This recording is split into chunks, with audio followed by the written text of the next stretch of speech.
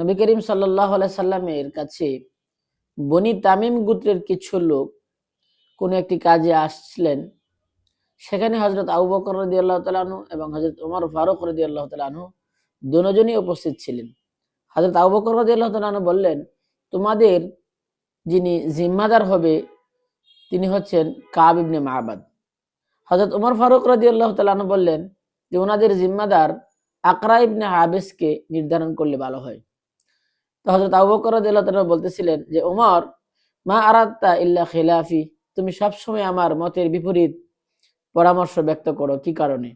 হযরত ওমর ফারুক রাদিয়াল্লাহু তাআলা আনহু বললেন যে আমি আপনার বিরোধিতা করার ইচ্ছা না, আমি আমার মনের আমি আমার মনের আশাটা, আমি আমার নিজের পরামর্শটা আমি ব্যক্ত করেছি।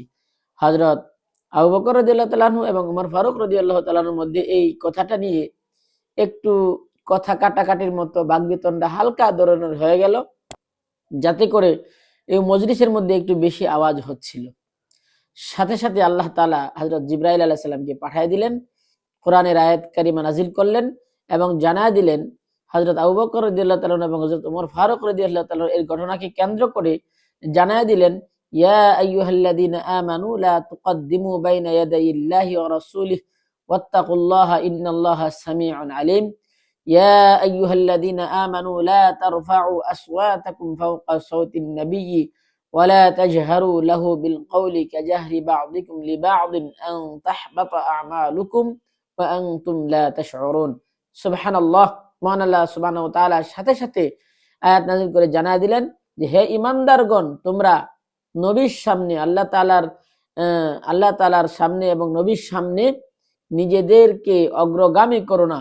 এবং এটাও জানায় দিলেন 2 নম্বর আয়াত নাযিল করে যে হে ঈমানদারগণ, তোমরা নবীর আওয়াজের উপরে তোমাদের আওয়াজকে উঁচু করো না, এবং তোমরা নিজেদের মধ্যে যেরকম ভাবে বাকবিতণ্ডা করো, আওয়াজ করে কথাবার্তা বলো, সেরকম ভাবে নবী করিম সাল্লাল্লাহু আলাইহি সাল্লামের দরবারে রাসূলুল্লাহ সাল্লাল্লাহু আলাইহি সাল্লামের মধ্যে, নবী করিম সাল্লাল্লাহু আলাইহি সাল্লামের জলসার মধ্যে এরকম ভাবে নিজেদের মতো আওয়াজ করে কথাবার্তা বলো না। এ কথা শুনে তাফসীরের কিতাবে আসছে যে হযরত ওমর ফারুক রাদিয়াল্লাহু তাআলা আনহু তখন থেকেই এত অল্প আওয়াজে কথা বলতেন যে তার কথা বোঝার জন্য 2-3 বার জিজ্ঞেস করা লাগতো। হযরত আবু বকর, হযরত ওমর রাদিয়াল্লাহু তাআলা আনহুমা ওনাদের মতো সাহাবীদের ব্যাপারেও সতর্কতা এসছে।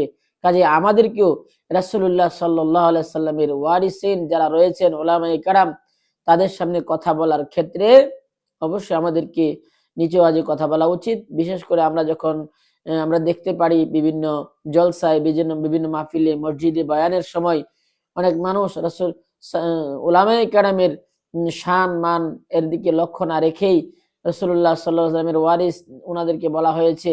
উলামায়ে কেরামদের মজলিসে অবশ্যই আমাদেরকে কথা বলার ক্ষেত্রে আমরা যেমন ভাবে পরস্পরে কথা বলতে গেলে একটু উচ্চ আওয়াজে কথা বলি, অনেক সময় হই হুল্লোড় হট্টগোল লেগে যায়।